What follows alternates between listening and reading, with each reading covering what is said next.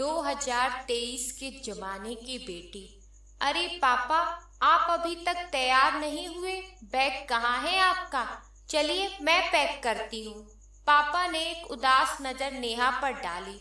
नेहा बेटा, मैं कहीं नहीं जाऊंगा। ये घर तेरी माँ की यादों से भरा हुआ है।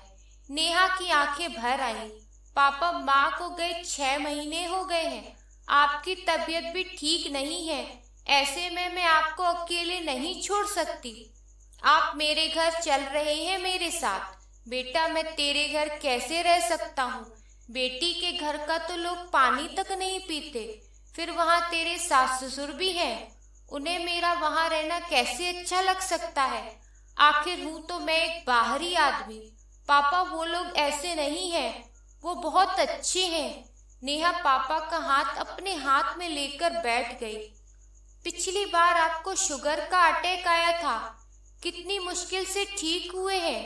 कहते हुए उसकी आंखों में आंसू आ गए। पापा, मैं आपकी इकलौती बेटी हूँ। आपकी सारी जिम्मेदारी अब मेरी है।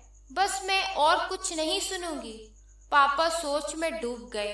अनिल दामाद जी ने तो एक बार भी नहीं कहा। हाँ, ये जरूर कहा था कि पापा, हम आते रहेंगे आपसे मिलने। नेहा, तूने दामाद जी को पूछा? अरे पापा, उनकी और मेरी राय अलग थोड़े ही है। नेहा पापा को लेकर अपने घर आ गई। उसके सास ससुर समधी को देखकर चौंक गए। अनिल ने भी पैर छुए और कहा, अच्छा किया पापा जो आप कुछ दिन के लिए यहाँ आ गए। पापा रहने तो लगे, पर उन्हें लग रहा था कि शायद दामाद और उनके माता पिता यहाँ उनके आने से खुश नहीं हैं। एक दिन पापा लॉन में घूम रहे थे कि अचानक उन्हें अनिल की आवाज सुनाई दी। नेहा, पापा यहाँ पर कब तक रहेंगे? ऐसा क्यों पूछ रहे हैं आप? वहाँ पर उनका है ही कौन, और उनकी तबीयत भी ठीक नहीं है। अरे तुम समझ नहीं रही हो। हमें तो अपने घर में ही अजीब सा महसूस होने लगा है। हमें किसे? अच्छा, मम्मी पापा जी ने कहा आपसे। अब तुम तो जो भी समझो। अरे वहां पर उनकी अच्छी व्यवस्था कर सकती हो। पापा और नहीं सुन सके। कांपते हुए कदमों से वापस आ गए। अगले दिन जाने की तैयारी करने लगे। नेहा बोली, पापा ऐसे कैसे जाएंगे आप? पापा उसे डांटने लगे। नेहा, मेरी फिजूल में चिंता मत करो। अपने पति और सास ससुर का ध्यान रखो। बेटा, मैं अपना ख्याल खुद रख सकता हूँ।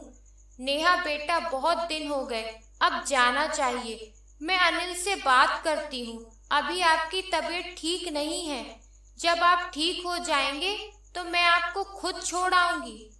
नहीं नेहा, देखो मैं तुमसे नाराज हो जाऊंगा। नेहा नाश्ता बनाने लगी। सोच रही थी कि पापा को किसी ने कुछ तो कहा है। नाश्ता करने के बाद उसने कहा, आज पापा जा रहे हैं। वह अपने सास ससुर और अनिल का चेहरा देख रही थी कि उनके चेहरे पर चमक आ गई थी। तभी उसने कहा कि मैंने एक फैसला लिया है कि पापा इतनी बड़ी कोठी में अकेले कैसे रहेंगे। सोच रही हूँ कि गरीब बच्चों के लिए उसमें एक छोटा सा स्कूल खोल दिया जाए। पापा और मैं मिलकर एक ट्रस्ट बनाएंगे ताकि पापा के बाद भी स्कूल चलता रहे। और पापा, आपकी वो जमीन पड़ी है, उसे बेच देते हैं। 2 करोड़ की वैल्यू है उसकी। उसे ट्रस्ट के फंड में जमा कर देंगे। उसके इंटरेस्ट से उन गरीब बच्चों की फीस में मदद करेंगे। जो कुछ करना चाहते हैं उसमें योगदान देंगे। बाकी आपकी पेंशन और फंड आपके लिए बहुत है। पापा, मैं आज से ही इस पर काम करना शुरू करती हूँ। पापा हतप्रत होकर उसे देख रहे थे। अनिल की आंखों के सामने तो अंधेरा छा गया। उसके मम्मी पापा का मुंह खुला रह गया। मन ही मन हिसाब करने लगा। 5 करोड़ की कोठी, 2 करोड़ की जमीन और फंड, इतना बड़ा नुकसान। जब नेहा पापा को छोड़कर लौटी तो अनिल उसका इंतजार कर रहा था।